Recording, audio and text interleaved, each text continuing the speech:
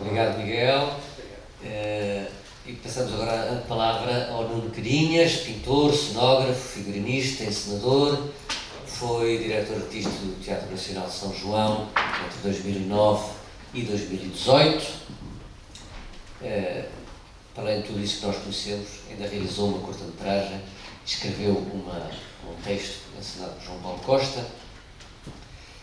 E, em relação com o Santareno, ensinou Bernardo Bernarda na Escola de Mulheres, mais uma vez, portanto, a partir de textos de Santareno, e foi cenógrafo e figurinista da Promessa, encenada por João Cardoso no Teatro São João em 2017, e aí com o texto mesmo do Santareno. Nuno, muito obrigado, tens a palavra. Muito obrigado, bom dia a todos e todas. Muito obrigado, Fernanda, por este convite e por este acontecimento. Em 2017, quando desafiei João Cardoso, ator e encenador com o qual já partilhara boas aventuras profissionais, a encenar uma produção própria do Teatro Nacional São João a partir de um texto contemporâneo da dramaturgia portuguesa, estava longe do que iria receber como resposta: A Promessa, de Bernardo Santareno, uma escolha partilhada por João Cardoso e Constança Carvalho Homem, dramaturgista. A proposta vinha armadilhada com uma efeméride. 60 anos antes, em 1957, a peça estreara no Porto, revelando um novo autor. Apesar de não ser dado a efemérides, e por isso mesmo, quis ouvir as razões da escolha dos meus convidados e aceitei. Por consequência, teria mais uma tarefa na dobra do convite. Seria eu o cenógrafo e figurinista do espetáculo? Primeiro esclarecimento. Não sou adepto das efemérides, mas é verdade que num país escasso de recursos se devem assinalar as datas, senão não se reúnem razões para cultivar o património que cai no esquecimento, porque temos que cuidar dos vivos depois de termos enterrado os mortos, digo eu, mortos em combate, e o dinheiro não dá para tudo. 60 anos? Isso não me diz nada, já que sempre adotei como meu o comboio do teatro de repertório. 60, 600 anos estão à mão do uso por grande privilégio de quem os pode ler. Voltemos ao Teatro de Santareno. Ficou preso, e bem, à memória da Companhia da Amélia Rei Colasso, que nos ia revelando o que podia daquilo que era a modernidade, capaz de passar ao crivo da censura. Aos grupos de teatro amador, também. Da mesma maneira que ficou preso a si próprio no pós-25 de Abril, que enxutou o teatro, o 25 de Abril, que enxutou o teatro nativo popular e substituiu pelo teatro popular revolucionário, vindo de outros continentes e de outras militâncias. Escolas de escrever e de fazer, de que precisávamos, e pelas quais pugnávamos, já antes da Revolução, contra a censura e pela liberdade formal e de construção. Que Santareno também tenha sido censurado na sua escrita, no caso de A Promessa, em 1957, por pressão da Igreja Católica, é uma ironia das circunstâncias e do fascismo para um autor que tanto se confrontou com a fé. Sobre a recepção de A Promessa no Teatro São João, junto do público mais jovem, gente em idade escolar, foi recebida sem preconceitos. Ainda há muito país tomado pelas tradições, pelo compromisso e pela honra, pela fé e pelo sacrifício. Ainda não somos todos ateus, neoliberais, abastados e pragmáticos. Ainda somos desconfiados e intransigentes com os de fora que trazem desgraça. E por estranho que pareça, devotos de casamentos castos.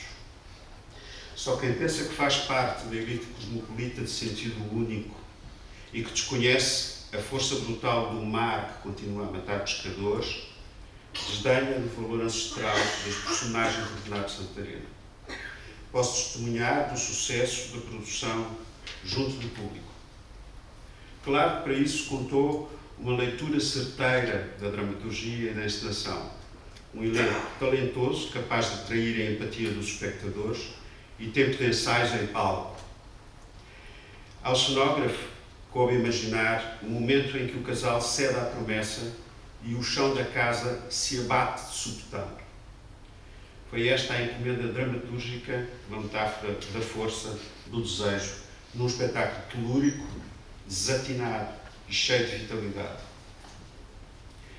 Não querendo pessoalizar demasiado, mas o teatro é feito de passado, se não de tradições, pelo menos de memórias entre pessoas, de geração para geração, lembro-me de levar umas taladonas de Bernardo Santareno, quando eu e o meu pai deambulávamos por aí. E há estaladas que, como sabemos, são palavras de afeto, e isso só se reconhece mais tarde. Santareno foi um homem de palavra que quis partilhar-se com o mundo com caráter de urgência. Deu-lhe guardo a máxima: contra a depressão, o melhor é comprar um fato novo. E depois abriam-se os lábios e a cara toda naquele riso grande. O que não lhe perdoamos, os seus amigos, ou leitores, ou fazedores de teatro, é que ele não tenha permanecido mais tempo.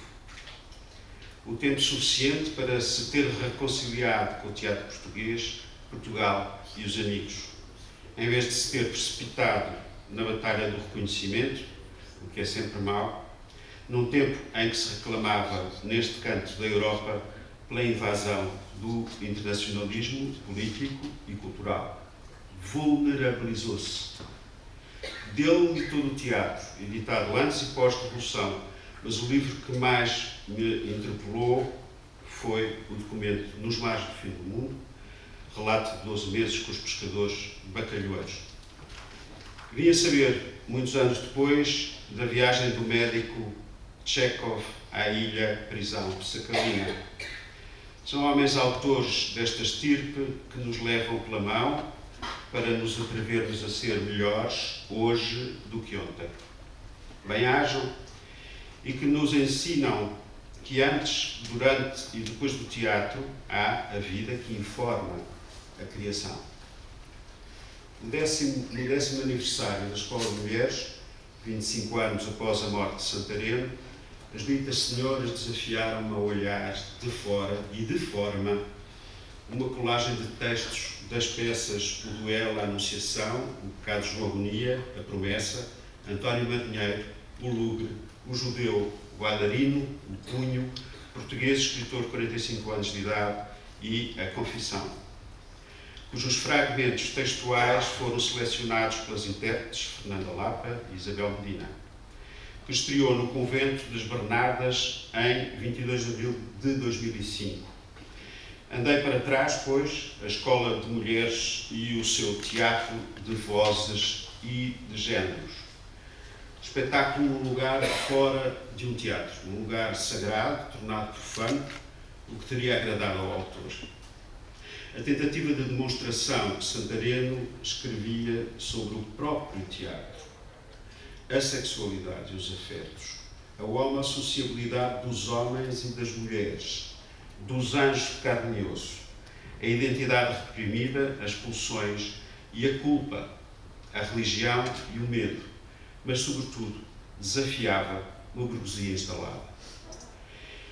As duas atrizes mulheres deram voz à escrita identitária de Bernardo, com o à vontade de quem conhecia a obra e amara o autor. De resto, a cerimónia era intimista. Mas, através de Santareno, podemos pôr animais e amantes a confrontar o búfalo de Clarice Lispector. Perdoem-nos literatos esta aproximação. Antes, muito antes, de novos escritores portugueses exporem os seus desejos perante a beleza das pulsões. E por aqui me fico. Alegremo-nos por este gesto celebratório a quem muitos pedirão boleia, se for para chegarem mais longe, na descoberta de Martinho do Rosário. Sejam bem-vindos. Muito obrigado.